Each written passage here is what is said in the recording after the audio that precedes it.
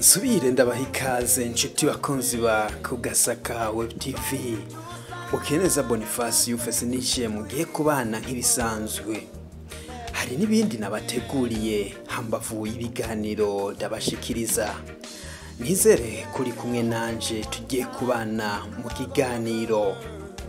Ushobora kwibaza uti mbega mu kiganiro cy'uyu munsi turayaga kuki? Nshuti mugikunzi wa Kugasaka Web TV, sangwa ikaze. Ngibi ivyo tugiye kuyagako. Mu gihe haheze imyaka 13 umuririmbyi w'igihangange Lucky Philip Dube yitavye Imana, twashimye kugaruka ku vyaranze ubuzima bwiwe hamwe n'ivyo yaranguye mu mwuga wiwe. Umuririmbyi Lucky Philip Dube yavukiye i Ermelo mu ntara ya Mpumalanga yo muri Afrika y'Epfo, hari kwigenekerezo rya gatatu kwezi k'umunani mu 1964. Abavyeyi biwe batandukanye ataravuka, bituma arerwa na nyina Sarah. Izina Lucky risigura umunyamugisha, yarihawe kuko yavutse nyina amaze igihe kirekire imbanye zikoroka, nayo Dube rikaba risigura imparage. Lucky yakuriye kwa inakuru hamwe n'abo bavukana Thandi na Patrick, kuko nyina yakora kure cyane. Lucky Dube yakuze akora akazi ko gutunganya impangu, arahava aja kwiga, ari naho yinjira muri The Skyway Band, umurwi w'abaririmbyi w'iryo shure. Ni naho yamenyeye Rastafari Movement. Ashikanye imyaka 18, Lucky Dube yinjiye mu murwi The Love Brothers, baririmba mu mudiho wa pop music. Muri ico gihe nyene yakora nk'umuzamu mw'ishirahamwe All and Cook.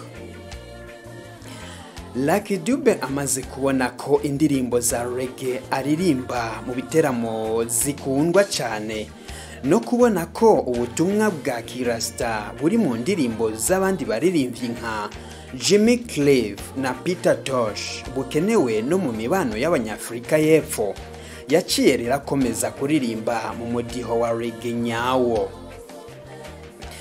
Niho rero mu mwaka w'1984 yasohora urukurikirane rwitwa Rastas Never Die.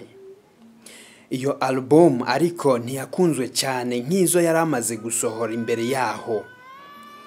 Ubutegetsi bwa Afrika y'Epfo gaciye buhagarika ugo rukurikirane mu mwaka w'1985. Ariko ivyo Lucky Philip Dube ntivyamuciye intege, kuko muri uwo mwaka nyene yaciye asohora urundi rukurikirane yise Think About the Children. Haciye hakurikira urukurikirane rwitwa Lucky Dube and the Super Soul. Yabandanije asohora kandi amenyekana bidasanzwe. Mu mwaka w'1989 yatsindiye agashimwe ka OK TV Awards ku rukurikirane Prisoner. Mu mwaka wakurikiye naho atsindira iyindi OK TV Awards kubera urukurikirane Captured Alive. Hanyuma mu mwaka w'1991 aronka ubundi bushimwe bubiri kubera House of Exile. Yabandanije asohora cyane kuko nawe nyene yarishimira akazi kiwe. Nguko rero uko urupfu rwiwe rwagenze. Kwigenekerezo rya 18 ukwezi kwa 10 mu mwaka w'2007, Lucky Dube yaratwaye abana biwe babiri mu modoka yiwe yo mu bwoko bwa Chrysler amajana 3C, kibasiga imbere y'urupangu rw'umwe mu bo bavukana mu gace ka Rosettenville mu gisagara cha Johannesburg, yaciye araswa n'abantu. Ico gihe vyavugwa ko ari abasuma b'imodoka. Abo bagabo baraburanishijwe bakatigwa umunyororo wo gupfungwa ubuzima bwabo bwose.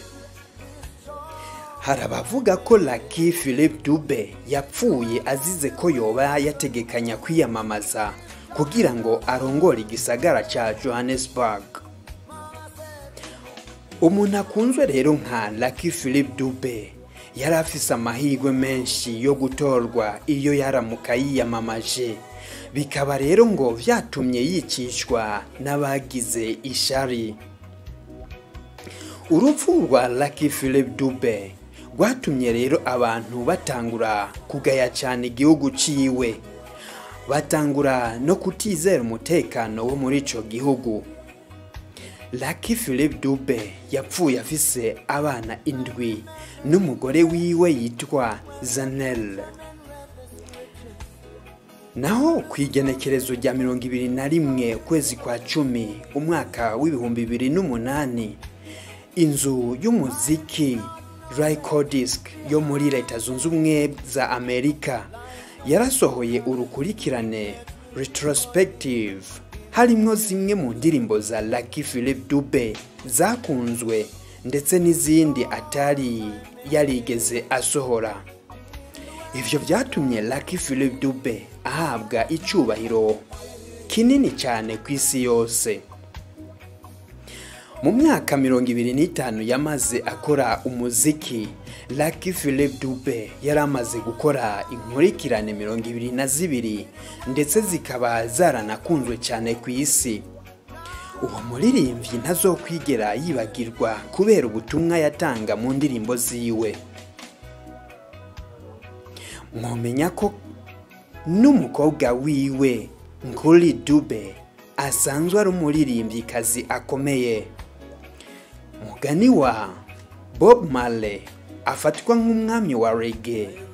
We lost people we need. Rest in peace, Lucky Philip Dube. Njuti mukunzi wa Kugasaka Web TV, ngibi ibyaranze Lucky Philip Dube. Ushobora kuba waramukunze utumva ubutumwa buri mu ndirimbo ziwe, ariko kandi icegeranyo nagukoreye ku buzima bwiwe gishobora gutuma umukunda kurushaho nubwo atakiriho. Bukeneza Boniface Yufese mwari kumwe mu kiganiro. Reka ngire ko ndabasezera. Nawe utaha.